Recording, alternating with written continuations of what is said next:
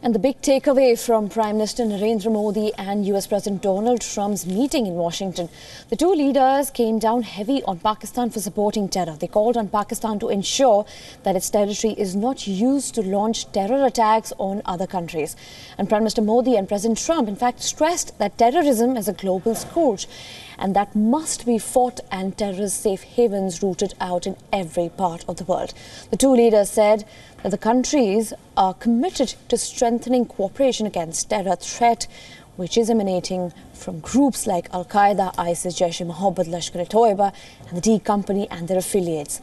India appreciated the United States designating Hizbul Mujahideen leader Syed Sayyaluddin as a specially designated global terrorist. New Delhi sees it as an evidence of US's commitment to end terror in all forms.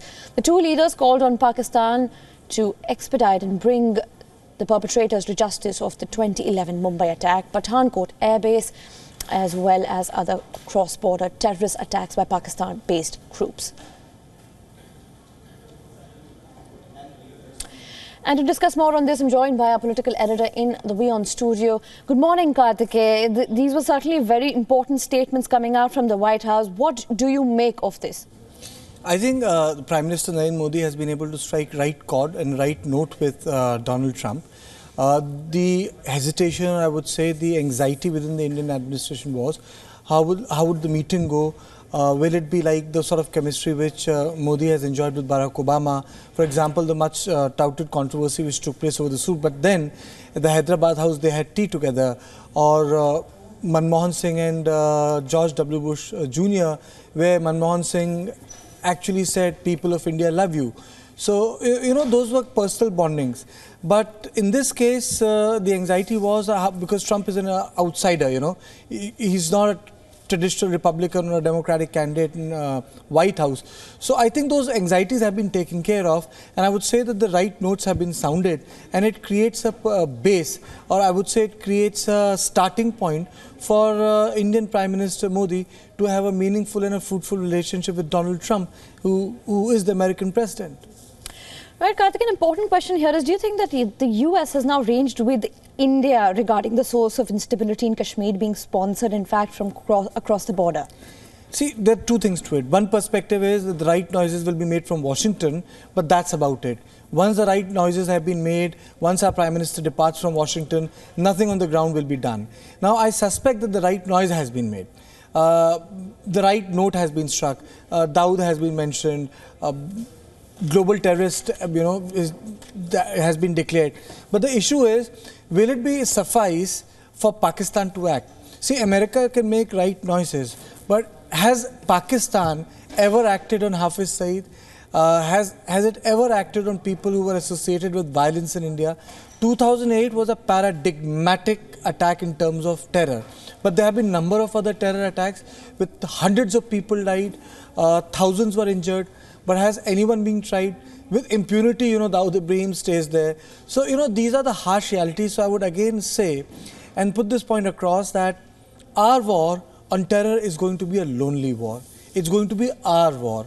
So yes, what we need to ensure is that other people don't gang up against us. But the dirty job will have to be done by us. No one will do it for us. Absolutely, Karthik. So do you agree that this is in fact just a political statement? Because remember, you know, they have a special list for global terrorists. They've already named Dawood Ibrahim. They have named, you know, Jaish-e-Mohammed chief Masood Azhar as well. But really, does this only look like a political statement, or more has to be done to just bring out the work altogether? See, every statement is a political statement. And when it comes from the highest echelons of power, which is Raisina Hill, South Bloc, Washington, or, you know, Kremlin, you know, those are with political intent. Now, what really matters is that how that intent changes materiality on ground, or the tangibility of the statement. For me, the proof of pudding is in eating it.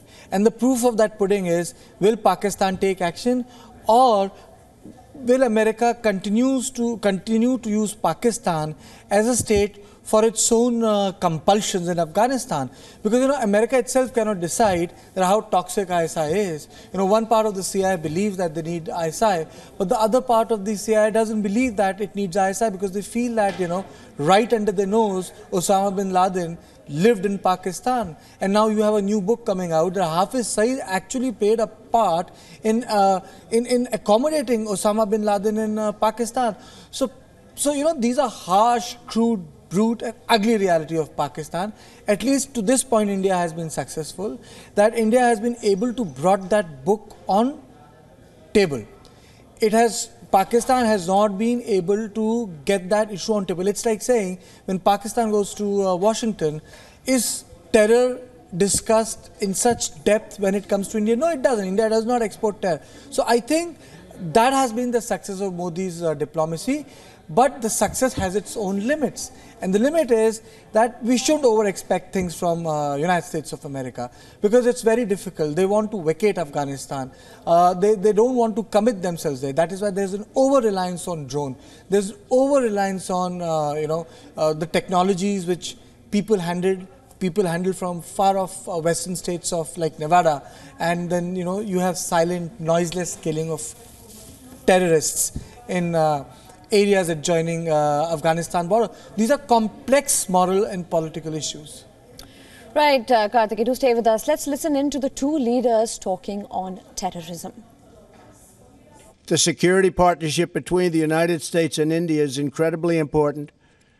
Both our nations have been struck by the evils of terrorism, and we are both determined to destroy terrorist organizations and the radical ideology that drives them. We will destroy radical Islamic terrorism. आज अपनी meeting में हमने terrorism, extremism और radicalisation से पूरे विश्व में उत्पन्न गंभीर चुनौतियों पर चर्चा की तथा इसमें अपने सहयोग को बढ़ाने पर भी सहमति बनाई। आतंकवाद से लड़ना और आतंकवादियों को सुरक्षित पनाहगाहों को समाप्त करना हमारी सहभागिता का एक महत्वपूर्ण भाग होगा। हम आतंकवादी संगठनों से जुड़ी हुई समान चिंताओं के संबंध में इंटेलिजेंस और सूचना के आदान प्रदान को बढ़ाएंगे तथा पॉलिसी कोऑर्डिनेशन को यथासंभव गहरा करेंगे। हमारे बीच क्षेत्रीय मामलों पर भी विस्तार से चर्चा हुई। अफगानिस्तान में आतंकवाद के कारण बढ़ती हुई अस्थिरता हमारी समान चिंता का विषय है। भारत और अमेरिका दोनों ने ही अफगानिस्तान के पुनर्निर्माण और इसकी सुरक्षा में महत्वपूर्ण भूमिका निभाई है। हम अफगानिस्तान में शांति तथा स्थिरता के उद्देश्य पूर्ति के लिए यूनाइटेड स्टेट्स से क्लोज कंसल्टेशन, कम्युनिकेशन तथा कोऑर्डिनेशन बनाए रखेंगे। Karthik, as we know, both the leaders have talked tough on terror, but what kind of a message does this send out to Pakistan? I think it sends a tough message to Pakistan. But more than that, sending a tough message to Pakistan, what it does is that it allows political elbow room to Narendra Modi, because the biggest, I would say, apprehension in South Bloc was, despite the backroom efforts which were made, and a lot of backroom efforts were made through political channels, bureaucratic channels, diplomatic channels and expat channels, that the sort of projection of the relationship which took place between Barack Obama and Narendra Modi, to some similarity, it should not get de-hierarchized, in the sense that it should not look anything less than that. Now, what the Prime Minister has been able to achieve is that it didn't look less than that. It looked like a meeting which he wanted on his own terms, more on the business agenda, more in terms of sort of trade which we have. The volume of trade between India and the United States of America stands at $115 billion. Now, Jessica, you would be surprised to know the place where Donald Trump got its vote, most votes, the Rust Belt of America, which starts from Pittsburgh. Indian companies have invested $15 billion there. $15 billion there. So it's not as if Trump doesn't know business. So I think Prime Minister Narendra Modi very smartly only focused on business. Trump can make all the noises for America first, that's politics. But look what he did when he went to Saudi Arabia. He got $200 billion of business back to the United States of America. His politics is different. Obama was more of an internationalist. Trump is more inward looking, but he is not the first American president who has gone inward looking. So you can't blame Donald Trump. Yeah, yes, his tweets can be crude. Yes, his tweets can be way politically incorrect. But what about his policy flip-flops? Even his policies, see, there are two levels of policies. One is the articulation of a policy. You don't preempt people. You come out with a policy. It is like, I'll give you an example, analogy. When India introduced reforms, Jessica Narasimha Rao did not announce that he is going to do the reforms. The reforms were part of the general budget, which was only tabled and passed as amendments to the industrial policy. And that is how our reforms were slipped into the system, not to provoke the combined opposition. That is how reforms took place. I think where Trump falters is he does not understand one fundamental thing of governance. When you want to reform, you don't talk about it. You just do it. Because from opposition point of view, you can say things. But when you are in the hot seat, you just deliver it, announce it, and then talk about it. I think he's going other way around. But coming back to the point, in terms of rhetoric, what the Prime Minister has been able to do is to balance the rhetoric with the policy objectives. Right, Karthikeya. Also joining us on the broadcast is Daniele Pagani, who is our senior international correspondent. Welcome back from Afghanistan, Daniele. In fact, important statements even made about Afghanistan. The India and US, in fact, want a sort of a cooperation deal to eliminate radical Islamist militants, in fact, from Afghanistan as well, and make it a better democracy. How do you view that in the wake of recent terror attacks in Afghanistan? What more can both these leaders offer on the table?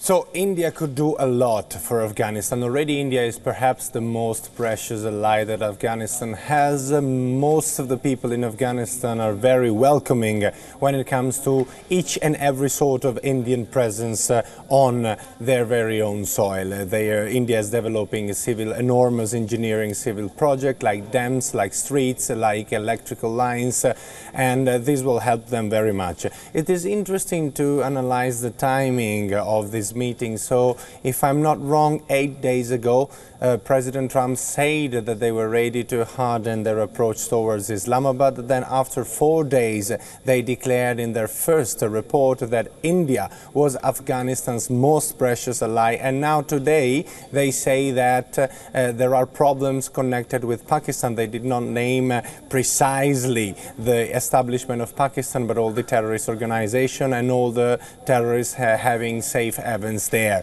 So definitely there is an enormous space for cooperation between the US and India when it comes to Afghanistan. The United States right now are losing their war in Afghanistan. The Taliban control nearly half of the country, and they desperately need an enormous, strong, reliable ally, because Pakistan is not considerable for them an ally, or not strong enough for them to solve the problems in Afghanistan, which ultimately, if the Taliban wins, could become again a world problem, a global problem when it comes to terrorism. So India could start sharing more and more intelligence with the Afghan military and with the US military, could start perhaps helping the Afghan National Army to get rid of corruption, which is the cancer which is stopping the Afghan National Army, which is actually helping the Taliban to win the war. But to do all this,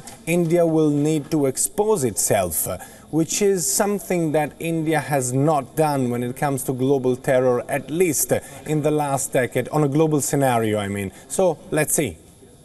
Well, Daniele, in fact, Prime Minister Modi had spoken about, in fact, when he was addressing the Indian diaspora, he laid the importance on the surgical strike conducted during the recent time. But coming back to the point, in fact, I'd like to quote President Donald Trump. He said that both the nations are struck by the evils of terrorism and extremism, and that this partnership is incredibly important. What sort of a message do you think Pakistan will get from this?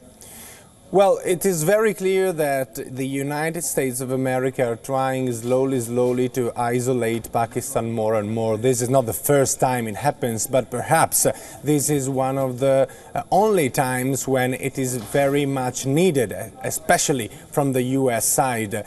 From Quetta, from the Haqqani network, the Taliban get new lifeline. There is a constant stream of weapons and money. There is an open border for the Taliban to get to Pakistan to treat their war injuries. So it is very important nowadays that the United States isolate Pakistan and put them in front of the problem, saying, look, if you do not stop the terrorist activities within your own country, if you do not start to share more and more intelligence, if you don't help us to cut the funds of this terrorist organization, we are already in touch with a very much reliable ally, which is India, which happens to be your enemy because it's an hostile state for you, and it is actually an advantage for the United States to have India on their side. So the message is to Pakistan, we are isolating you from the United States, we are isolating you, we're looking for another reliable ally, and anyway things will not be as before. Things have changed. So what you can do if you want to save the last which remains on the table, it's more cooperation, more intelligence sharing, more fight against terror funds. And if I may steal one more minute, probably cutting terror fundings is where India could help the most, because at the end of the day everything lies there. More than in weapons, more than in the ideology. If Talibans, if the Islamic State, if Al-Qaeda do not have money to conduct their wars, they cannot, even if ideologically they are willing to. So perhaps this is another major, large field of cooperation between the US and India. And Karthikeya, looking at yet another move by India to isolate Pakistan in the global and sort of space, do you think this is a significant move from India at the moment? I think the move is important. How significant it is, the consequences will be able to tell us. Significant in the context that we've been able to realign ourselves with the new administration.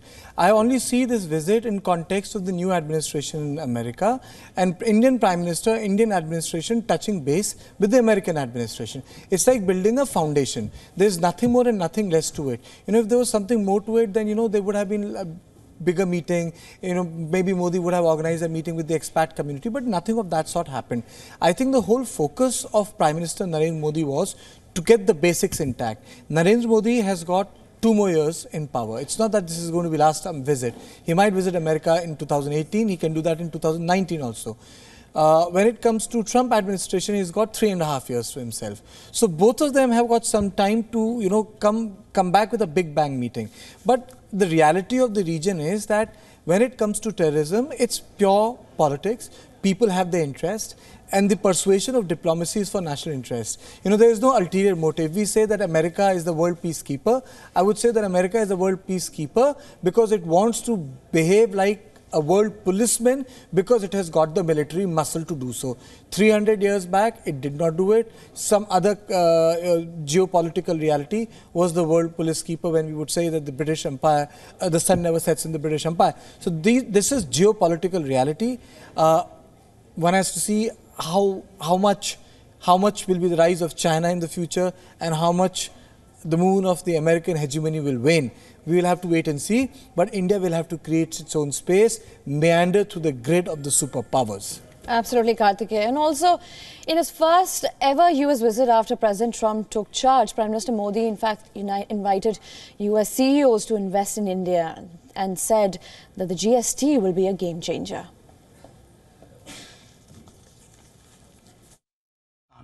To ensure that its territory is not used to launch terrorist attacks on other countries. They further called on Pakistan to expeditiously bring to justice the perpetrators of the 26/11 Mumbai, Pathankot and other cross-border terrorist attacks perpetrated by Pakistan-based groups. Coming back to you, Karthikeya, would GST be in fact a game changer or will open doors to the United States to invest more in India now? See, it depends. The United States wants to keep jobs. So, you know, any investments which boosts American economy, they will do it. But the primary objective of Donald Trump is to ensure that the jobs remain in the United States of America. He wants investments in the United States of America. But the only compulsion which he's going to face will primarily from startups in California. Enterprises like Google and Facebook, which have primarily worked on immigrants, which have primarily worked from taking talent from other countries. I think that's the promise he has made them. He met the head honchos of the Silicon Valley. These people have their own impact on the American politics and administration. Ultimately, the networking tools of the new global world have been provided by them only. So I think those issues will be factored in. But if I would say only those issues, nothing more, nothing less. Right, Daniel, and would you agree with Karthikeya that those issues will be factored in? But in fact, ease of doing business in India is relatively difficult because in fact we're ranked 139. We've jumped 15 to 20 points up, but still the ease of doing business is still a problem. Do you think the US would be, interested in investing more in India? They will definitely be very interested in investing more in India, and look, to lay the foundation of a stable cooperation, business is a fundamental part of political relations. So if, just to put it very simple, if you want to be my friend, I will have some requests towards you which you will have to comply. So one of these from India is within the Make in India campaign. So we can build the foundation, okay, but you need to invest some of your money. And look, ultimately I think that India for the United States could provide a huge opportunity when it comes to investment. Yes, there are problems of infrastructures which need to be definitely solved in order to bring the big business here in the country.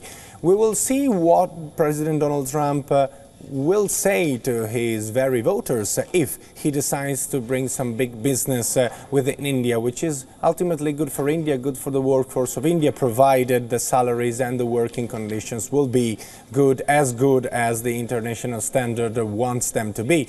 But what will President Donald Trump tell to his voters when he was in the first place a protectionist and an isolationist, blaming? It is not a month ago that he actually blamed both China and India for the coal sector, saying that President Trump, doesn't want to shift to green energies according to the Paris Agreement, and he said clearly that all the jobs will be shifted towards India and China. So it's a game of balance. We will see what kind of business President Trump will sort of sacrifice, okay, in order to cement the relation with India, and how he will politically manage this. Obviously, there is an interest from the big business world of the United States to invest in India. Why not, I would say. All right, thank you for joining us for the broadcast, Daniel and Karthikeya, on the broadcast to discuss on the most important meet that the world is watching.